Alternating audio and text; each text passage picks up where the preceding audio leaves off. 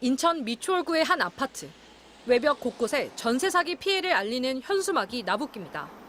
오늘 오전 이곳에 살던 40대 남성이 근처에 주차된 자신의 승용차 안에서 숨진 채 발견됐습니다. 며칠째 연락이 되지 않는다며 직장 동료가 112 신고를 한 겁니다. 숨진 남성 역시 전세 사기 피해자인 걸로 밝혀졌습니다. 2018년 6월 보증금 6,200만 원의 전세 계약을 맺었습니다. 인천 대규모 전세 사기 피의자인 남모 씨 일당이 바지 임대인이자 집주인이었습니다. 그러다 작년 11월 집이 경매에 넘어갔습니다. 낙찰될 경우 남성은 최우선 변제금 2,700만 원은 받을 수 있지만 나머지 3,500만 원은 못 받을 상황이었습니다. 이웃들은 남성이 극심한 생활고에 시달렸다고 전합니다. 관리비도 26개월치 300여만 원이 체납된 상태였습니다. 엊그저께만 아닙니다. 되게 힘들어 보였어요. 여기 나와서 가끔씩 앉아있거든요. 남성은 차 안에 신변을 비관하는 내용의 짤막한 자필 유서도 남겼습니다. 외상 등 범죄 혐의점이 발견되지 않아 스스로 극단적 선택을 한 걸로 경찰은 보고 있습니다. 지난달 25일에는 인천 전세 사기 피해 지원센터를 찾아 법률 상담도 받았던 것으로 전해졌습니다. 남성이 살던 아파트는 전체 140세대 가운데 80%에 달하는 110세대가 전세 사기를 입은 것으로 확인됐습니다. 인천 전세 사기 피해자인 남씨 일당 피해자 가운데 사망자는 이제 4명으로 늘었습니다. MBC 뉴스 유서영입니다. 서울 양천구의 한 빌라. 지난 8일 30대 여성 세입자 이모 씨가 숨진 채 발견됐습니다.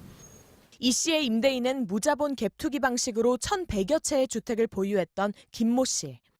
세입자들의 피해가 한창 드러나던 지난해 10월 지병으로 사망했습니다. 김 씨와 3억 원의 2년 전세 계약을 맺은 피해자 이 씨도 이달 말로 만기를 앞두고 있었습니다. 경찰은 이 씨가 극단적 선택을 한 정황이나 유서 등은 발견되지 않았다고 밝혔습니다. 부검 구두소견상 이 씨의 사망 원인은 뇌출혈.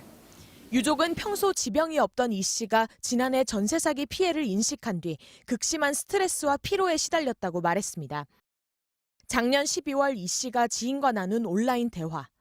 가뜩이나 금리가 올라서 힘든데 경매와 소송이 웬 말이냐며 고통을 호소합니다. 하지만 유족들은 이 씨가 2억 원 넘는 대출금을 갚으려고 발버둥 쳤다고 전했습니다. 같은 빌라 내 다른 피해자들과 공동 대응을 계획하는가 하면 언론에도 피해 사실을 알리고 변호사를 선임하기도 했습니다. 하지만 대출이자와 소송 비용에 빚은 불어만 갔고 결국 본업에 아르바이트까지 병행하며 휴일도 없이 밤낮으로 일했습니다. 세상을 떠난 날 오전에도 대출 기간 연장 상담을 위해 은행에 갈 계획이었습니다. 피해자 단체들은 고인을 추모하는 한편 해법이 막막한 현실을 되새겼습니다. 이렇게 피해자 각자가 힘들어하는 이 현실, 이자 갚아야 되고 소송해야 되고 이거 구제해달라는 겁니다. 온전히 혼자 다 감당하라고 하는 거는. 특히 임대인이 사망하는 등 수사가 불가능할 경우 구제가 어렵다는 지적에 따라 국토교통부는 이를 개선해달라는 수정 의견을 국회에 제출했습니다. MBC 뉴스 구나연입니다. 전세 사기 피해 대책위는 이대로라면 또 다른 사망자가 나오지 않으리란 보장이 없다며 격앙됐습니다. 극단적인 시도를 하는 피해자들을 막은 것만 벌써 10번이 넘는다며 지금의 특별법은 해결책이 절대 될 수 없다고 말했습니다. 제가 쫓아가서 응급실에 가서 위세처 시키고 수상에 올라가서 있는 거 막고 그나마 갖고 있던 희망이 완전히 싹 다 없어지게 됐죠. 피해자들이 가장 원했던 전세 보증금 보존이 무산되면서 절망은 더 커졌습니다. 특별법에서조차 임대인의 권리를 주장하고 너네들은 보호해줄 수 없어. 이렇게 외치고 있는 게 특별법입니까? 이걸 왜 만든 것입니까? 특별법이라는 단어를 빼야 됩니다. 저금리로 대출을 해주겠다고 해도 빚을 더 낼 수 있는 사람은 극히 일부고 서로 도우며 버티고는 있지만 대책위가 모르는 피해자들은 도울 길도 없다고 토로했습니다.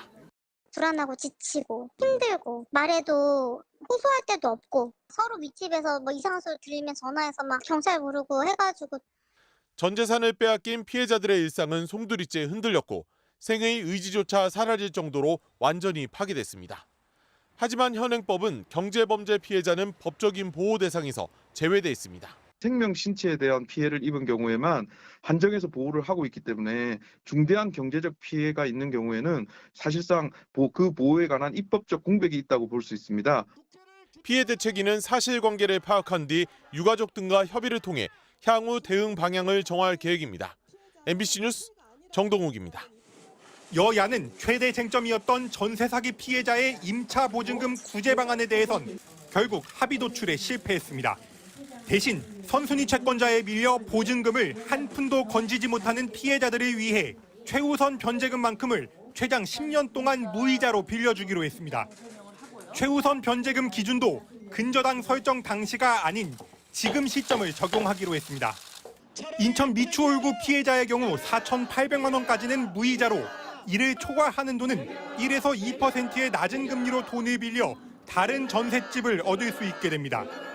보증금 반환 채권을 매일 해라. 그다음에 또 최우선 변제금을 소급하자. 이 부분은 다른 그 사기 당한 사람들과 형평성 문제라든지 아니면 법적 안정성 또 다른 사람들의 재산권을 침해하는 이 부분 이런 부분이 위헌 소지가 있고 이런 피해자 인정 요건도 크게 완화됐습니다. 당초 3억 원이었던 전세 보증금 기준을 5억 원으로 높였고 이른바 깡통 전세로 불리는 임대인의 고의적 갭 투자, 신탁 사기, 이중 계약 피해도 지원 대상에 넣었습니다.